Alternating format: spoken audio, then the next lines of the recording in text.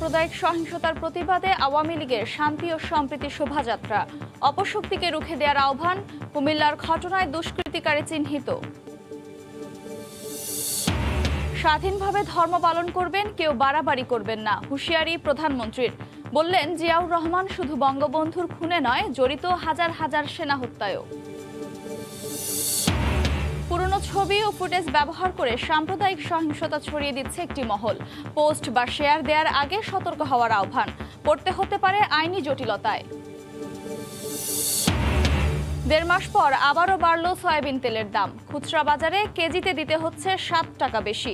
আন্তর্জাতিক বাজারে booking rate বাড়ার দোহাই ব্যবসায়ীদের। দেখছিলেন শিরোনাম, জনপদের সময়, সঙ্গে আছি আমি আফরোজা মৌটুসী। সাম্প্রদায়িক সহিংসতার প্রতিবাদে শান্তি ও সম্প্রীতি শোভাযাত্রা করেছে আওয়ামী লীগ। হাজার হাজার নেতাকর্মীকে নিয়ে শোভাযাত্রাটি বঙ্গবন্ধু এভিনিউ থেকে দোয়েল চত্বর হয়ে কেন্দ্রীয় শহীদ মিনারে গিয়ে শেষ হয়। এর আগে দলের সাধারণ সম্পাদক বলেন, সাম্প্রদায়িক অপশক্তিকে নির্মূল না করা পর্যন্ত আওয়ামী লীগ মাঠ ছাড়বে না। তিনি বলেন, দেশকে অস্থিতিশীল করতে বিএনপি সাম্প্রদায়িক অপশক্তিকে উস্কে দিচ্ছে। মিজানুর রহমান ও সালাউদ্দিন লিয়ার ক্যামেরায় দেবাশিস রায়ের রিপোর্ট। শারদীয় দুর্গোৎসবকে কেন্দ্র করে কুমিল্লা থেকে শুরু হয় সনাতন ধর্মাবলম্বীদের আবাসস্থল তথা মন্দির ভাঙচুরের বর্বর হামলার ঘটনা। সবশেষ গেল রোববার রাতে রংপুরের পীরগঞ্জেও অগ্নিসংযোগ করা হয় অন্তত ৩টি হিন্দু গ্রামে। চালানো হয় মধ্যযুগীয় নির্যাতন। ধর্মকে পুঁজি করা অপশক্তি যখন দেশব্যাপী এমন ন্যাক্কারজনক ঘটনা ঘটিয়েই চলেছে, তখন এসব প্রতিহতের ডাক দিয়ে মাঠে নামল আওয়ামী লীগ। মঙ্গলবার সকালে বঙ্গবন্ধু অ্যাভিনিউয়ে সম্প্রীতি সমাবেশ ও শান্তি শোভাযাত্রার আয়োজন করে কেন্দ্রীয় আওয়ামী লীগ। এতে কার্যনির্বাহী সংসদের কেন্দ্রীয় নেতাদের পাশাপাশি অংশ নেন দলটির অঙ্গ ও সহযোগী সংগঠনের অসংখ্য নেতাকর্মী। খোলা ট্রাকের উন্মুক্ত মঞ্চে সাধারণ সম্পাদক ওবায়দুল কাদের বলেন, রাজপথে এখনো সক্রিয় আওয়ামী লীগ, জবাব দেয়া হবে প্রত্যেকটি অপকর্মের। আওয়ামী লীগ রাজপথ ছাড়ে না যতদিন না এই সাম্প্রদায়িক অপশক্তির বিষ দাঁত আমরা ভেঙে দিতে পারবো, ততদিন পর্যন্ত আওয়ামী লীগ রাজপথে থাকবে। বিএনপির উস্কানিতেই রাজনৈতিক অপশক্তি দেশের স্থিতিশীলতা নষ্টের পায়তারা করছে বলেও অভিযোগ ওবায়দুল কাদেরের। বিএনপি আজকে সাম্প্রদায়িক শক্তিকে উস্কে দিয়ে দেশে ভোলা পানিতে মাছ শিকার করতে চায়। আমরাও জানি কারা এদের ফান্ডিং করছে। হিন্দু ভাই বোনদের বলবো, আপনাদের ভয় নাই, শেখ হাসিনা আপনাদের সঙ্গে আছে। সমাবেশ শেষে অন্তত কয়েক লাখ নেতাকর্মীকে নিয়ে কেন্দ্রীয় নেতারা শোভাযাত্রা বের করেন। বঙ্গবন্ধু অ্যাভিনিউ থেকে গনি রোড ও দোয়েল চত্বর হয়ে কেন্দ্রীয় শহীদ মিনারে এসে শোভাযাত্রাটি শেষ হয়। দেবাশিস রায়, সময় সংবাদ, ঢাকা। এদিকে রাজধানীর বাইরেও সাম্প্রদায়িক সহিংসতার ঘটনায় প্রতিবাদ কর্মসূচি পালন করেছেন আওয়ামী লীগ নেতাকর্মীরা। এছাড়া মানববন্ধন করেছেন বিভিন্ন বিশ্ববিদ্যালয়ের শিক্ষকরা। চিত্রকর্ম প্রদর্শনীর মধ্য দিয়ে দুষ্কৃতিকারীদের রুখে দেওয়ার দাবি জানানো হয়। ব্যুরো রিপোর্টার ও জেলা প্রতিনিধিদের পাঠানো তথ্য ছবি নিয়ে রিপোর্ট। সাম্প্রদায়িক সম্প্রীতির নষ্টের চেষ্টা ও সহিংসতার ঘটনায় দেশজুড়ে প্রতিবাদ সমাবেশ করে বিভিন্ন সংগঠন। অতীতের মতো এবারও সব ধরনের সহিংসতা শক্ত হাতে প্রতিহত করার হুঁশিয়ারি আওয়ামী লীগ নেতাকর্মীদের। হামলার ইন্ধনদাতাদের খুঁজে বের করার জোরালো দাবি সমাবেশকারীদের। সনাতন ধর্মাবলম্বীদের ওপর নাশকতার প্রতিবাদে মঙ্গলবার বিকেলে চট্টগ্রামে শোভাযাত্রা বের করে দক্ষিণ জেলা আওয়ামী লীগ। সহিংসতার পেছনে কুশীলবদের জনসম্মুখে হাজির করার দাবি নেতাকর্মীদের। দেশব্যাপী অপ্রীতিকর ঘটনার প্রতিবাদে মঙ্গলবার বিকেলে বরিশালে জেলা ও মহানগর আওয়ামী লীগ সম্প্রীতি শোভাযাত্রা করে। বৃষ্টি উপেক্ষা করে বিক্ষোভ সমাবেশে জমায়েত হন নেতাকর্মীরা। এদিকে কেন্দ্রীয় কর্মসূচির অংশ হিসেবে রাজশাহীতে বিভিন্ন অঙ্গ ও সহযোগী সংগঠনের নেতাকর্মীরা বিক্ষোভ সমাবেশ করেন। বক্তারা বলেন, লন্ডনে বসে তারেক রহমানের ইশারায় এমন সাম্প্রদায়িক বিষ বাষ্প ঘটিয়ে ক্ষমতায় আসতে চায় বিএনপি। বিকেলে ময়মনসিংহ নগরীর রেলওয়ে কৃষ্ণচূড়া চত্বরে মানববন্ধনে অংশগ্রহণকারীর নেতাকর্মীরা জড়িতদের দৃষ্টান্তমূলক শাস্তি দাবি করেন। সংখ্যালঘু সম্প্রদায়ের ওপর হামলা চালিয়ে দেশকে অস্থিতিশীল করার ষড়যন্ত্র মোকাবিলায় সবাইকে ঐক্যবদ্ধ হওয়ার আহ্বান জানান।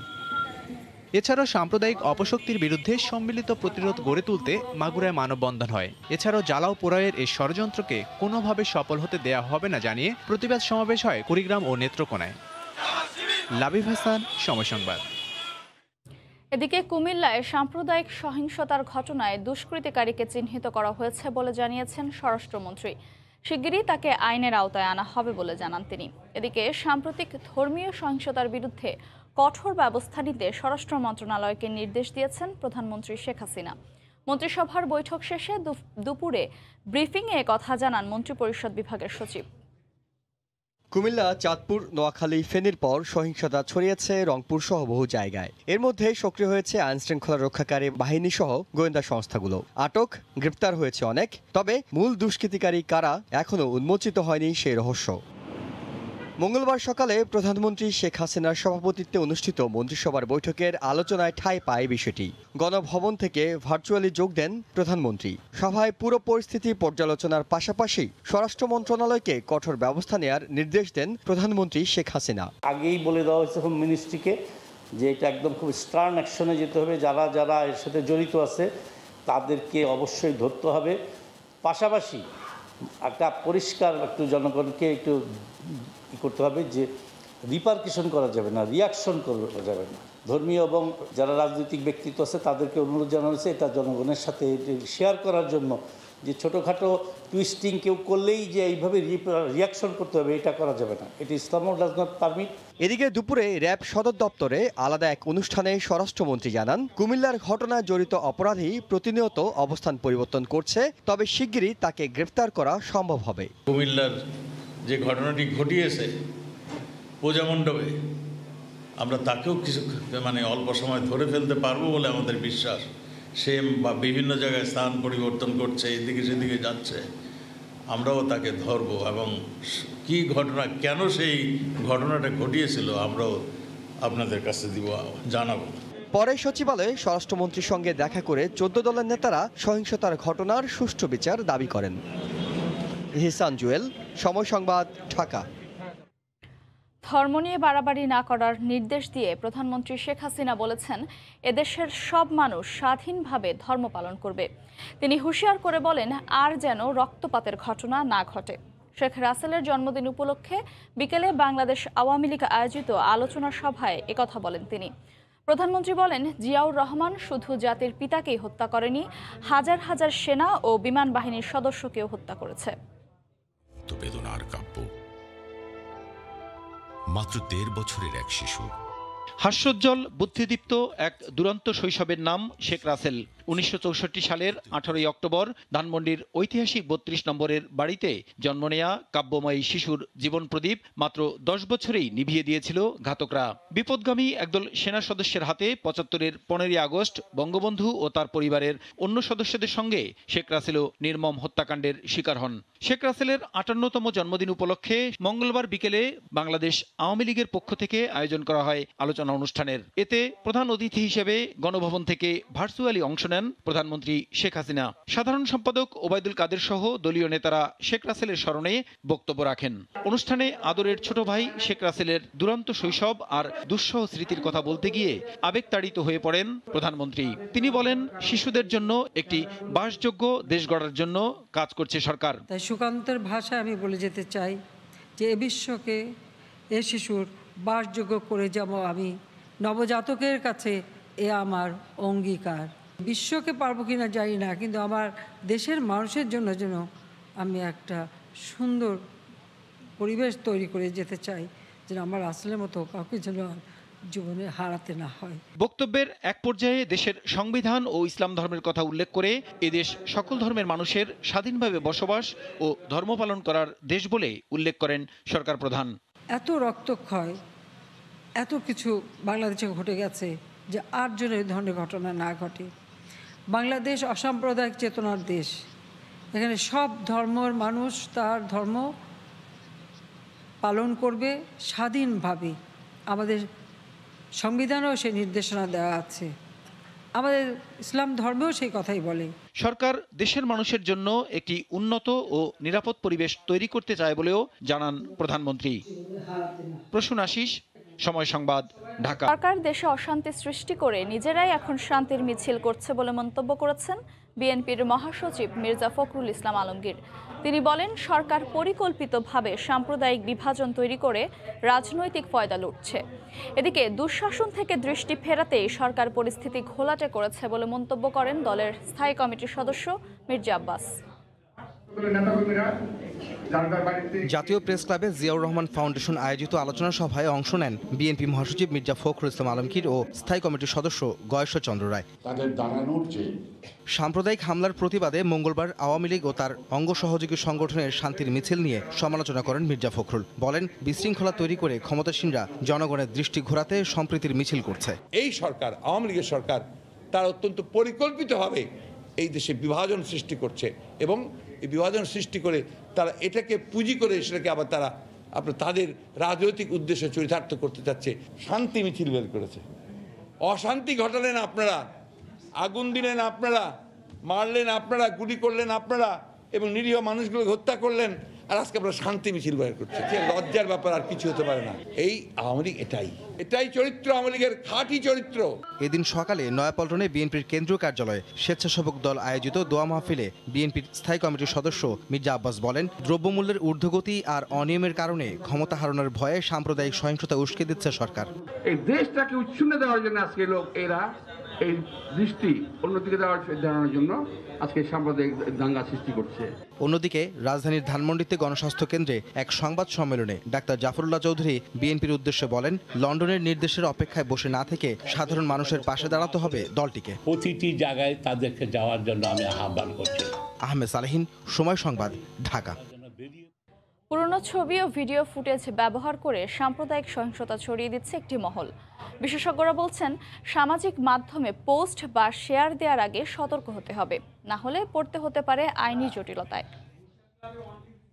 রংপুরের পীরগঞ্জে হিন্দু বাড়িতে আগুন দেওয়ার একটি ভিডিও ঘুরছে সামাজিক যোগাযোগ মাধ্যমে। সেই ভিডিও থেকে স্ক্রিনশট নিয়ে ছড়িয়ে দিচ্ছে বিভিন্ন গ্রুপ। তথ্য যাচাই করে দেখা গেছে, আগুনের ভিডিওটি রংপুরের নয়, ভারতের ত্রিপুরার। গত 12 অক্টোবর ত্রিপুরার কমলপুরের মরাছড়া এলাকায় পূজা মণ্ডপ ও দোকানপাটে আগুন লাগার ঘটনা এটি। জমিজমা নিয়ে বিরোধের জেরে রাজধানীর মিরপুরের পল্লবীতে ধারালো অস্ত্র দিয়ে কুপিয়ে হত্যা করা হয় শাহিন নামে একজনকে। এ ঘটনায় 3 আসামিকে গ্রেফতারও করা হয়েছে। অথচ এই ভিডিওটিকেই নোয়াখালীর যতন সাহাকে হত্যার দৃশ্য বলে বিভ্রান্তি ছড়াচ্ছে একটি মহল। কোরআন অবমাননার প্রতিবাদ করায় এক তরুণকে হত্যার এই খবরটিও ছড়িয়ে পড়েছে সামাজিক যোগাযোগ মাধ্যমে। অথচ ছবিটি 1.5 বছরের পুরনো। এছাড়া মিরপুরের কেন্দ্রীয় মন্দিরে হামলার বিষয়টিকে সাম্প্রতিক ঘটনা বলে গুজব ছড়ানো হচ্ছে। অথচ এই ঘটনাটিও 1.5 বছর আগের। একটি সংগঠন বলছে, সাম্প্রতিক পরিস্থিতিতে একটি মহল পরিকল্পিতভাবে সামাজিক যোগাযোগ মাধ্যমে গুজব ছড়াচ্ছে। চট্টগ্রামে ভিন্ন একটি ঘটনা, একটা গ্রেপ্তার ব্যক্তিকে কোরআনের অবমাননাকর একজন ব্যক্তি হিসেবে দেখানো হচ্ছিল। এটা আমরা ধরেছি কোরআনকে বাঁচাতে গিয়ে বা কোরআনের জন্য একজন দিন ভাই মারা গেলেন বা জীবন দিলেন, কিন্তু পরবর্তীতে সেই রক্তাক্ত ছবিটি আমরা যখন গুগল রিভার্স ইমেজ সার্চে দিয়ে পরীক্ষা করলাম, আমরা দেখতে পেলাম যে সেটা আসলে ফেসবুকে পুরনো একটি ছবি। ফ্যাক্ট ওয়াচ বলছে, সত্যতা যাচাই করে সামাজিক মাধ্যমে ছবি ভিডিও শেয়ার করার ক্ষেত্রে সতর্ক হতে হবে। এজন্য সহায়তা নিতে হবে তথ্য প্রযুক্তির। কোনো কিছু পোস্ট করার আগে, লেখার আগে অবশ্যই যাচাই বাছাই করে লেখা উচিত এবং শেয়ার করার আগে অবশ্যই চিন্তা করা উচিত কেউ কিন্তু নিয়ন্ত্রণের বাইরে না। যেই কোনো কিছু পোস্ট করতেছেন তাকে কিন্তু যে কোনো সময় ট্রেস করা যায় এবং সেও কিন্তু আইনের আওতায় আসতে পারে। 1.5 মাসের মধ্যে আবারও বাড়ল সয়াবিন তেলের দাম। খুচরা বাজারে কেজিতে দিতে হচ্ছে 7 টাকা বেশি। নতুন দাম অনুযায়ী প্রতি লিটার বোতলজাত সয়াবিন তেল 160 টাকা। আন্তর্জাতিক বাজারে বুকিং রেট বাড়ার দোহাই ব্যবসায়ীদের। দফায় দফায় বাড়ছে ভোজ্য তেলের দাম। গেল 1 বছর ধরেই ধারাবাহিকভাবে দাম বাড়তির দিকে। সেপ্টেম্বরের শুরুর দিকেই 4 টাকা বাড়ানোর ঘোষণা দিয়েছিল বাণিজ্য মন্ত্রণালয়। এর 1.5 মাসের মাথায় আবারও ঘোষণা এলো। এবার 1 লাফে বাড়ল 7 টাকা। Bangladesh vegetable and refiners and vanaspati manufacturers অ্যাসোসিয়েশনের সংবাদ বিজ্ঞপ্তিতে এ তথ্য জানানো হয়। বিজ্ঞপ্তিতে জানানো হয় প্রতি লিটার বোতলজাত সয়াবিন তেল 153 টাকার বদলে বিক্রি হবে 160 টাকা, আর খোলা সয়াবিন তেলের দাম 129 টাকা থেকে বাড়িয়ে 136 টাকা করা হয়েছে। আন্তর্জাতিক বাজারে অপরিশোধিত সয়াবিন তেল ও পাম অয়েলের ঊর্ধ্বমুখী প্রবণতা বিবেচনায় Bangladesh trade and tariff commission ও বাণিজ্য মন্ত্রণালয়ের সঙ্গে আলোচনা সাপেক্ষে Bangladesh vegetable oil refiners and vanaspati manufacturers association নতুন এ দাম নির্ধারণ করে। নতুন দাম অনুযায়ী প্রতি লিটার খোলা সয়াবিন তেল মিল গেটে 133 টাকা, পরিবেশক মূল্য 134 টাকা এবং খুচরা পর্যায়ে 136 টাকা। বোতলজাত প্রতি লিটার সয়াবিন তেল মিল গেটে 150 টাকা, পরিবেশক মূল্য 154 টাকা এবং খুচরা পর্যায়ে দাম 160 টাকা। 5 লিটার বোতলজাত সয়াবিন তেল মিল গেটে 720 টাকা, পরিবেশক মূল্য 740 টাকা এবং খুচরা পর্যায়ে 760 টাকা। আর পাম তেল প্রতি লিটার মিল গেটে 116 টাকা, পরিবেশক মূল্য 117 এবং খুচরা পর্যায়ে 118 টাকা নির্ধারণ করা হয়। বুধবার থেকে সারা দেশে নতুন দাম কার্যকর হবে, তবে এই দাম পরিবেশক ও খুচরা পর্যায়ে পুরাতন মজুতকৃত তেলের উপর কার্যকর হবে না। বাণিজ্য মন্ত্রণালয়ের তথ্য মতে বছরে 20 লাখ টন ভোজ্য তেলের চাহিদা রয়েছে। এর মধ্যে দেশে উৎপাদিত সরিষা, সূর্যমুখী সহ অন্যান্য তেল বীজ থেকে 2 লাখ টন যোগান পাওয়া যায়, বাকিটা আমদানি নির্ভর। সানবীর রূপল, সময় সংবাদ, ঢাকা। চলতি মাসে 3 কোটি মানুষকে দেয়া হবে করোনার ভ্যাকসিন। এছাড়া আরও 21 কোটি ডোজ টিকা কেনা হয়েছে বলে জানিয়েছেন স্বাস্থ্যমন্ত্রী। সবাইকে টিকার আওতায় আনতে সরকার কাজ করছে বলেও জানান তিনি। বিকেলে রাজধানীর মহাখালীর শেখ রাসেল গ্যাস্ট্রো লিভার হাসপাতালে এক অনুষ্ঠানে তিনি কথা বলেন। আমরা প্রায় 6 কোটি ডোজ ভ্যাকসিন প্রায় আমরা দিয়ে ফেলেছি। অনেকে তুলনা করে মালদ্বীপ আর ভুটানের সাথে। মালদ্বীপ 5 লক্ষ, ভুটান 6 লাখ, আর আমরা 6 কোটি ভ্যাকসিন অলরেডি দিয়ে ফেলেছি। যে আমরা 3 কোটি ভ্যাকসিনের মতো এই মাসে দিয়ে দিচ্ছি এবং আগামী মাসগুলোতে আমাদের যে শিডিউল পেয়েছি WHO-র কাছ থেকে এবং চায়নার কাছ থেকে, প্রত্যেক মাসেই আমাদের 3 কোটির অধিক ভ্যাকসিন বাঙালিরা পাবে, এই দেশের মানুষ বাংলাদেশিরা পাবে। আসছে ডিসেম্বরের মধ্যেই দেশের 5 থেকে 6 কোটি মানুষকে করোনা টিকা দেওয়া হবে বলে জানিয়েছেন প্রধানমন্ত্রীর বেসরকারি শিল্প ও বিনিয়োগ উপদেষ্টা সালমান এফ রহমান।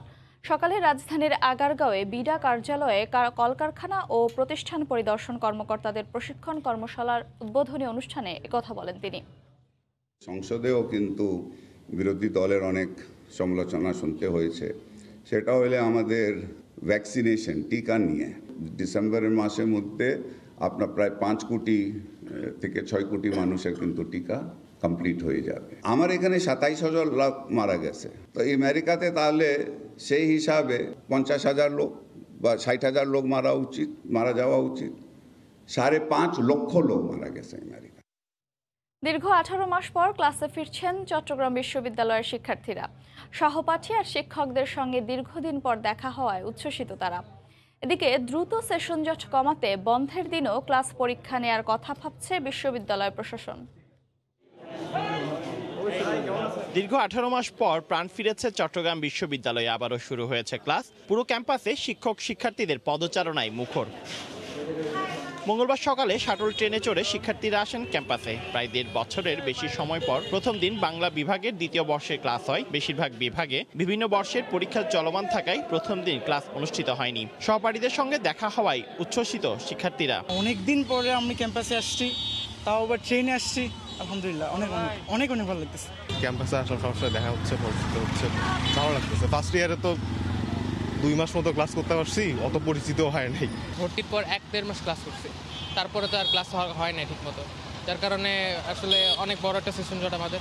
অনেক সেমিস্টার বাদ পড়ে গেছে এখনো পর্যন্ত, তো আশা করি ওনারা ভালো প্ল্যানিং করবে। এদিকে দীর্ঘদিন পর শ্রেণীকক্ষে শিক্ষার্থীদের পেয়ে খুশি শিক্ষকরাও। সুদীর্ঘ সময় ধরে অপেক্ষা করছিলাম কখন ক্লাসে ফিরব, শিক্ষার্থীরা অপেক্ষা করছিল। সেটি আজকের অবসান হলো 18 মাস পর। কর্মকর্তা কর্মচারী সবাই খুব খুশি যে নিজেদের বিশ্ববিদ্যালয়ে এখানে প্রগতির চর্চা হবে, ছাত্রছাত্রীদের পদচারণা চট্টগ্রাম বিশ্ববিদ্যালয় আবার আগের মতো মুখরিত হবে। সেশন জট কমাতে বন্ধের দিনগুলোতে বাড়তি ক্লাস নেওয়ার পরিকল্পনার কথা জানিয়েছেন বিশ্ববিদ্যালয় কর্তৃপক্ষ। শনিবারটাকে আমরা বন্ধ না করে খোলা রাখার মাধ্যমে আমাদের যে সেশন জট যেটা হওয়ার সম্ভাবনা থাকবে সেটা যাতে করা যায় সেই ব্যবস্থা আমরা করছি। এখনো পর্যন্ত বিশ্ববিদ্যালয়ের 60% শিক্ষার্থী টিকার আওতায় এসেছে। করোনা মহামারীর কারণে গেল বছরের 23 মার্চ থেকে বিশ্ববিদ্যালয়ের শিক্ষার্থীদের সশরীরে ক্লাস কার্যক্রম বন্ধ হয়ে যায়। পার্থপ্রতিম বিশ্বাস। রাজধানীর বনানীতে যেসব বাসায় পয় নিষ্কাশন ব্যবস্থা নেই তাদের জন্য 6 মাসের সময় বেঁধে দিয়েছেন ঢাকা উত্তর সিটি কর্পোরেশনের মেয়র আতিকুল ইসলাম। দুপুরে রাজধানীর বনানী কবরস্থান সংলগ্ন লেকপাড় এলাকায় কয়েকটি বাড়িতে পরিদর্শনকালে সাংবাদিকদের এসব কথা বলেন তিনি। এ সময় বনানী সোসাইটি এলাকায় বিভিন্ন বাড়ি পরিদর্শন করে এ ব্যাপারে বাড়ির মালিকদের সতর্ক করা হয়।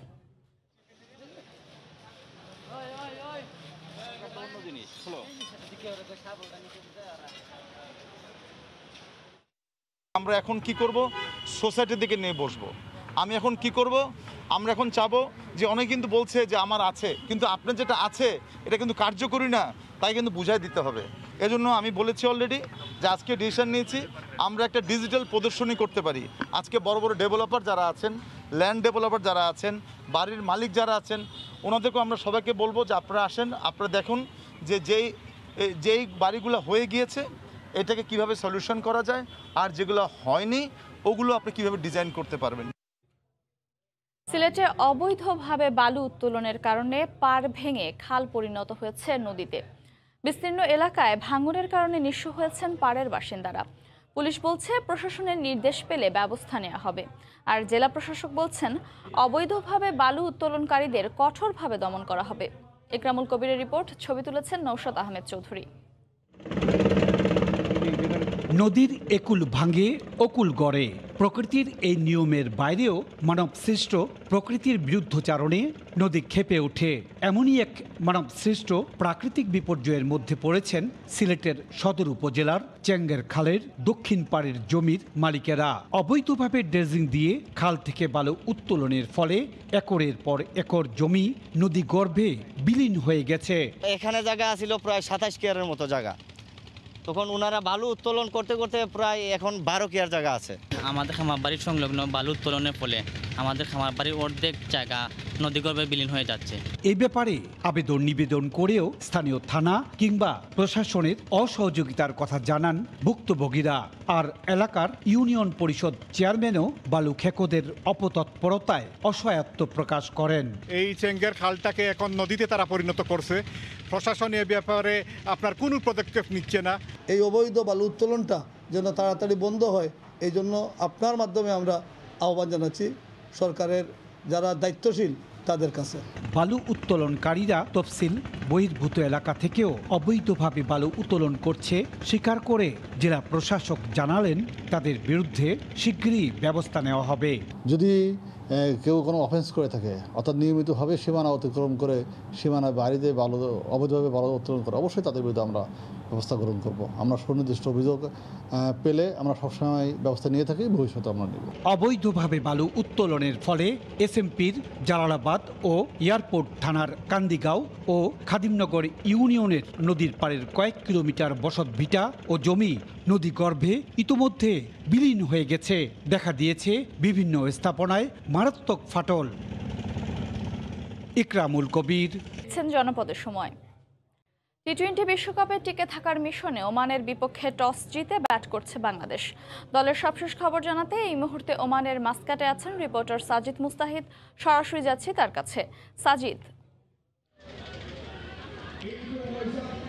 মৌটুসী, বাংলাদেশ আজকেও কিন্তু খুব একটা ভালো সূচনা করতে পারেনি। আমরা জানি বাংলাদেশ টস জিতে ব্যাট করতে নেমেছিল। গত ম্যাচে কিন্তু খুব প্রশ্নবিদ্ধ ছিল বাংলাদেশের পাওয়ার প্লের ব্যাটিং অ্যাপ্রোচ নিয়ে। আজকেও সেই বৃত্ত থেকে বাংলাদেশ বের হতে পারেনি। আমরা দেখলাম গত ম্যাচে বাংলাদেশ 2 উইকেট হারিয়ে 25 রান তুলেছিল, তবে আজকে এর চেয়ে মাত্র 4 রান বেশি তুলতে পেরেছে। এ নিয়ে কিন্তু বিসিবি সভাপতিও তার বিরক্তি প্রকাশ করেছিলেন। শুধু বিসিবি সভাপতি না, এটা নিয়ে আসলে যারা টি-20 ক্রিকেটের ভক্ত, যারা টি-20 ক্রিকেট মানেই কিন্তু রানের খেলা, আজকে আমরা প্রথম ম্যাচটাতেও দেখেছিলাম পাপুয়া নিউগিনি স্কটল্যান্ডের অ্যাটাকের বিপক্ষে 36-এর মতো রান তুলেছিল আপনার পাওয়ার প্লে থেকে। বাংলাদেশ কিন্তু আজকে শুরু থেকে অনেক বাংলাদেশ দলকে কিছুটা নার্ভাস মনে হচ্ছে, উল্টো দিকে ওমান দল কিন্তু চূড়ান্ত রকমের উজ্জীবিত, যেটা আমরা দেখছি মাঠে তাদের বডি ল্যাঙ্গুয়েজ দেখে কিন্তু মনে হচ্ছে তারা অনেক উজ্জীবিত এবং তারা আসলে বলা যায় পুরো এখন পর্যন্ত 8 ওভারের খেলা হয়েছে, এই 8 ওভারে বাংলাদেশ দলকে তারা পুরো ডমিনেট করেছে।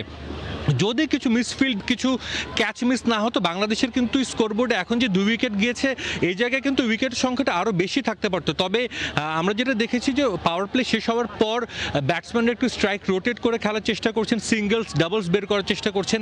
এই অ্যাপ্রোচে যদি তারা ওভার প্রতি 6-7 রান করে 15 ওভার পর্যন্ত এই জুটে যেতে পারে, পরের মানে শেষ 5 ওভারে হয়তো আমরা দেখতে পারি যে যদি 40-50 রান বাংলাদেশ তুলতে পারে তাহলে অবশ্যই একটা চ্যালেঞ্জিং স্কোর বাংলাদেশ দাঁড় করাতে পারবে। আগের ম্যাচে কিন্তু স্কটল্যান্ড 165 রান করেছিল এবং সেই রানও কিন্তু প্রায় ছুঁয়ে ফেলেছিল পাপুয়া নিউগিনি, 148 রান করেছে তারা। বাংলাদেশ আজকে টস জিতেও কিন্তু ব্যাটিং নিয়েছে, তার মানে বাংলাদেশকে পরের বোলিং করতে হবে এবং এই বোলিংয়ের যখন বাংলাদেশ করতে নামবে মাঠে প্রচুর শিশির থাকে। এখন অলরেডি এখানে আপনার স্থানীয় সময় প্রায় সন্ধ্যা 7টা, বাংলাদেশ বোলিং করতে নামবে আরও প্রায় 1 ঘন্টা বা 1 ঘন্টা 20 মিনিট পর, তখন কিন্তু শিশিরের পরিমাণ আরও বাড়বে, বল গ্রিপ করা সমস্যা হবে, বোলাররা আসলে ঠিক যেমনটা করে বল করতে চাইবেন সেটা কিন্তু করতে পারবেন না। আমরা যেটা আজকে দেখলাম ওমান দলের 2 ওপেনিং বোলার যারা আসলে বোলিং শুরু করেছিলেন বিলাল এবং কলিমুল্লাহ, তারা দুর্দান্ত লাইন এবং একটা নির্দিষ্ট মানে লাইন লেন্থ মেনটেন করে বোলিং করেছে এবং বাংলাদেশের ব্যাটারদের রান তোলাটা প্রায় একেবারে অসম্ভব করে তুলেছিল। সে সময় কিন্তু মনে হচ্ছিল যে বাংলাদেশ হয়তো আবারও পাওয়ার প্লেতে 20-22 রান করতে পারবে না, তবে নাইম শেখের একটা বড় ওভারে কিন্তু রানটা 29 পর্যন্ত গিয়েছে।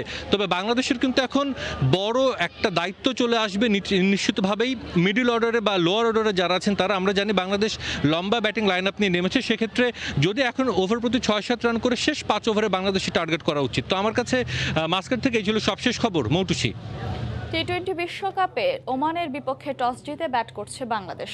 ওমানের মাস্কাট থেকে সরাসরি যুক্ত হয়ে সে খবর জানাচ্ছিলেন সহকর্মী সাজিদ মুস্তাহিদ। জানিয়ে দিচ্ছি জনপদের সময়ের শিরোনামগুলো। এই মুহূর্তে বাংলাদেশ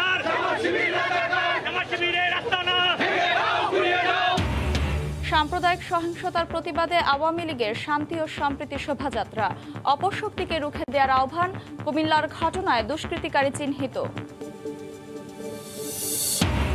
স্বাধীনভাবে ধর্ম পালন করবেন, কেউ বাড়াবাড়ি করবেন না, হুঁশিয়ারি প্রধানমন্ত্রীর। বললেন জিয়াউর রহমান শুধু বঙ্গবন্ধু খুনে নয়, জড়িত হাজার হাজার সেনা হত্যায়ও। এবং 1.5 মাস পর আবারও বাড়ল সয়াবিন তেলের দাম, খুচরা বাজারে কেজিতে দিতে হচ্ছে 7 টাকা বেশি। আন্তর্জাতিক বাজারে বুকিং রেট বাড়ার দোহাই ব্যবসায়ীদের। এই ছিল জনপদের সময়, সঙ্গে থাকুন সময়ের।